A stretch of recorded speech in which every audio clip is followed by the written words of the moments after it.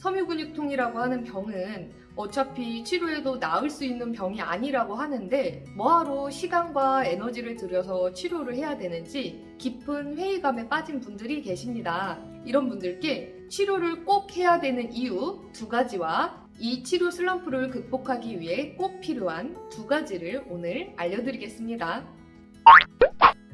섬유근육통이라고 하는 진단은 오랫동안 원인 모를 통증이나 이상 감각을 앓고 계신 분들에게 한편으로는 안심을 주기도 하지만 한편으로는 절망을 주기도 합니다.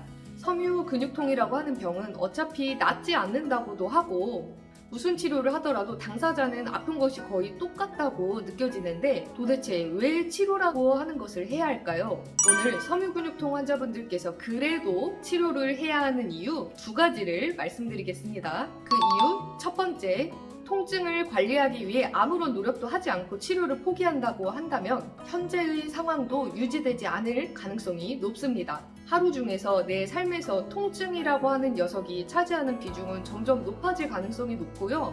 그 중에서도 고강도의 통증이 찾아오는 빈도와 그 강도는 점점 세질 가능성이 높습니다. 치료를 해야 하는 이유 2번째, 정신건강이 극도로 해로워질 수 있습니다.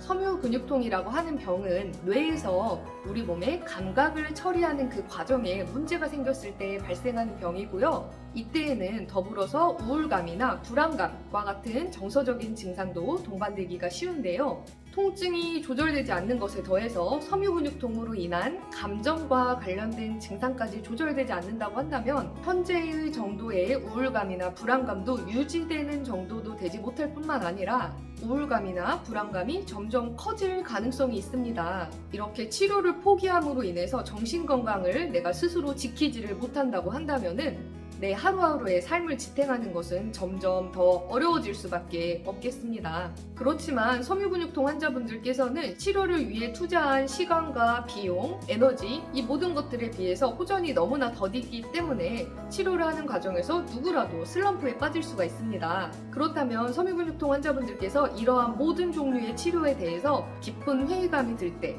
이 슬럼프를 어떻게 극복하면 될까요? 슬럼프를 극복하는 방법 첫 번째, 치료 경과는 가급적이면 거시적인 관점에서 평가하려고 하셔야 합니다. 만약에 본인이 겪고 계신 통증이 그 강도와 범위가 점점 나빠지고 있는 와중에 예를 들어서 어떤 치료를 시작했고 꾸준히 치료를 했는데 그 결과 일단 통증이 악화되는 것은 멈췄지만 평소에 앓고 있던 통증 그대로라고 가정을 해보겠습니다. 아프신 분, 당사자분 입장에서는 아무 소용이 없는 치료였다라고 느끼실 수 있을 것입니다. 하지만 이 통증이 산불이 번져가는 과정에 비유를 하자고 한다면은 산불이 막 번져가는 와중에 그 불길이 일단은 딱 잡힌 것만으로도 의미가 충분히 있습니다. 섬유근육통 환자분들께서는 일주일 전에도 아팠고 어제도 아프고 오늘도 아프고 내일도 똑같이 아플 것이다 라고 느끼실 수 있습니다.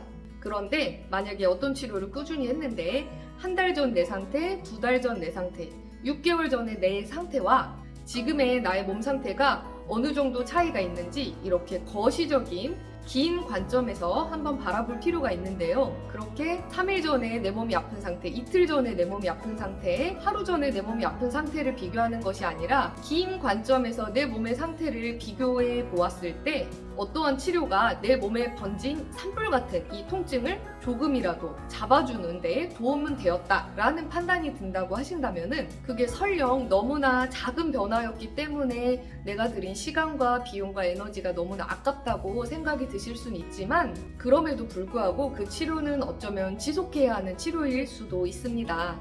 이렇게 통증을 치료하는 것이 지겹고 힘이 들 때 통증 일기라고 하는 것을 쓰는 것은 치료에 큰 도움이 됩니다. 통증 일기를 매일매일 쓸 때는 내 몸의 컨디션이 거의 비슷한 것처럼 느껴지지만 일기가 꽤나 오랜 기간 이렇게 쌓여 있을 때를 보면은 과거에 오래전에 내가 느꼈던 통증보다 지금의 몸이 조금 나아지고 있구나라고 하는 것을 스스로 확인하실 수가 있고, 이런 과정에서 조금씩 희망을 찾아보려고 하는 시도가 꼭 필요합니다. 슬럼프를 극복하는 방법 두 번째, 치료는 가급적 보호자분과 함께 하시는 것이 좋습니다. 섬유근육통을 진단받으신 당사자분께서는 늘 아픈 상태이기 때문에 사실은 첫 번째 말씀드린 것처럼 통증이 줄어드는 것이 어떠한 의미가 있는지 피부로 와닿지 않을 정도로 굉장히 미미할 수는 있습니다. 섬유근육통 환자분들은 흔히 우울감이나 불안감이나 거기에 더해서 브레인포그라고 하는 머리가 맑지 않은 증상에 시달리면서 노력 대비 성과가 너무나 더딘 그 치료에 대해서 의욕이 굉장히 꺾일 수가 있습니다. 이때 보호자분이 계신 경우라고 한다면은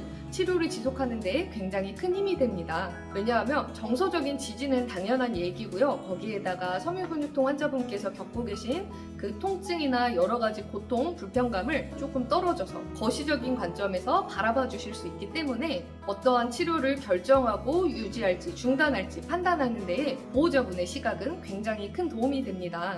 오늘도 섬유근육통과 싸우시는 많은 분들 정말 고생 많으셨습니다. 다음번에 조금 더 유익한 정보로 찾아뵙겠습니다.